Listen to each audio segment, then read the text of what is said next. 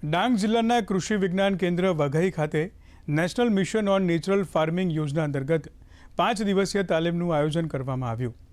જેમાં કૃષિ સખીઓ તથા કમ્યુનિટી રિસોર્સ પર્સનને પ્રાકૃતિક ખેતી અંગે માહિતી આપવામાં આવી હતી, જેમાં ખેતીના 5 આયામો જેવા કે બીજામૃત, જીવામૃત, ઘન જીવામૃત, નિમાસ્ત્ર અને અગ્નિઅસ્ત્રની માહિતી આપવામાં આવી હતી।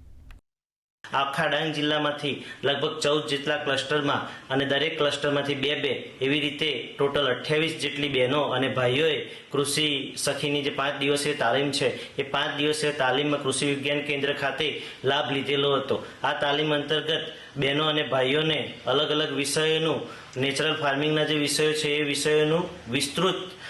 વર્ણન કરવામાં આવ્યું હતું અને એના વિશે ડિટેલ માહિતી આપવામાં આવી હતી। ખરેખર કૃષિ સખી તરીકે અમારી પસંદગી થઈ અને 5 દિવસની અંદર અમને જે શીખવવામાં આવ્યું તે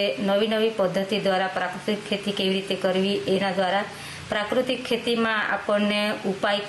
ઉપજ કેટલી આવે, તેમજ પ્રાકૃતિક ખેતીમાં જે